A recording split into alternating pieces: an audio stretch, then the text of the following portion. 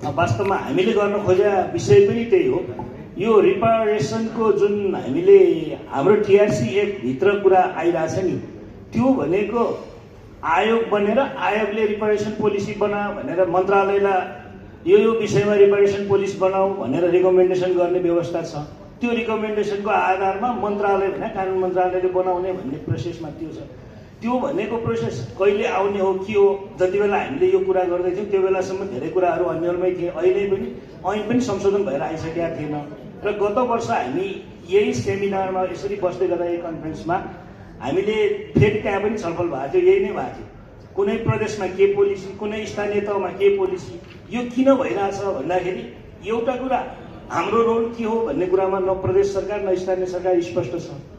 अर्को कुरा फेरि व्यक्ति चेन्ज हुँदै गर्दा फेरि त्यहाँ चेन्ज भएको छ। अघि भन्नुभयो नि, लुम्बिनी प्रदेशमा कसैले कुनै बेला 3 लाखको खुट्टा पनि फेरि अहिले 30,000मा सीमित भयो। यो किन भन्दा त्यहाँ मन्त्री कस्तो आयो, सचिव कस्तो आयो, त्यो कार्यक्रम बनाउने महाशाखा प्रमुख कस्तो आयो, उसको प्रायोरिटीमा के पर्यो भन्ने कुराले चेन्ज भयो। अनि कसैले सोध्छ यो त हाम्रो रोल होइन, सङ्घीय सरकारकै हो भन्दैला।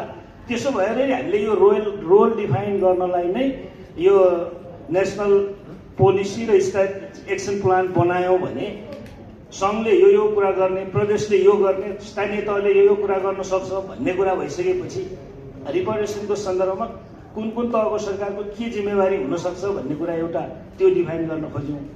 त्यसको लागि त्यो प्रक्रियामा हामी गएका हौँ।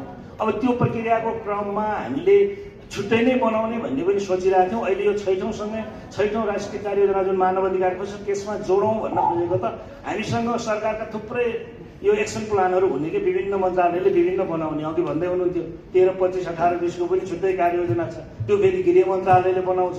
अनि हरेक मन्त्रालयले छुट्टा छुट्टै एक्सन प्लान बनाएको छ, के गराएको छ।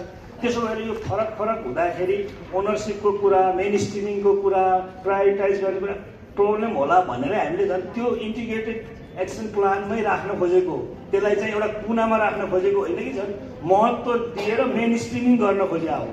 अब मेन स्ट्रिमिङ गर्ने आधार के हो भन्ने कुरा गऱ्यो भने मैले अघि नै भनिसकेँ, संविधानको धारा 42 सामाजिक न्यायको अधिकार भित्रबाटै तिनै तहको सरकारको दायित्व छ है।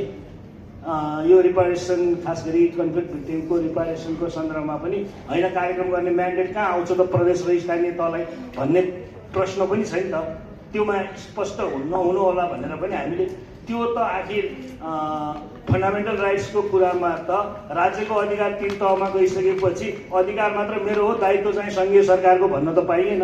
प्रदेश सरकार र स्थानीय तहको पनि हो। कुन एमपी भित्र हो भन्दा अनुसूचीभित्र परेको विषयको क्षेत्र, त्यो भनेको उहाँलाई तोक्ने जिम्मेवारी उहाँको कार्यक्षेत्रभित्रभन्दा बाहिरको हुँदैन। स्वास्थ्यको अधिकार प्रदेशमा छ भने उपचारको, त्यो उपचारभित्र कन्फ्लिक्ट भिक्टिमलाई तिमीले विशेष उपचारको व्यवस्था गरिदेऊ भन्ने त हो नि। त्यसो भएर त्यसरी गर्न सकिन्छ। त्यो गर्दा इमिडिएट पाउने कुरा हुन्छ। अहिलेसम्म केही पाएनौँ भन्ने सन्दर्भमा त यो त झन् तत्काल पाउन सक्ने कुरालाई जोड दिन खोजेको कुरा हो। त्यसो भएर यो पाएको कारणले अल्टिमेटली रिपारेसनको राइट चाहिँ कर्टेल भयो भन्ने पनि होइन। त्यो त फेरि उता भनेकै छ त, हामीले त्यो टिआरसी 1 मा भनेकै छ भने अन्य कुनै राहत सुविधा पाएको कारणले यो ऐन अन्तर्गत पाउने रिपारेसनको राइट चाहिँ कर्टेल हुँदैन त ऐनमा त्यहाँ भनेकै छ। त्यसो भएर त्यो कर्टेल हुने होइन। तर अहिले इमिडिएटली खाँचो त उहाँहरूलाई छ त। त्यो कुरा एड्रेस गर्न चाहिँ राज्यको अरू पोलिसी प्रोग्रामले सपोर्ट गरोस् भन्ने हिसाबले हामीले त्यसलाई मेन स्ट्रिमिङ गर्नलाई यो राष्ट्रिय कार्ययोजना बनाऊ भनेर लागेको।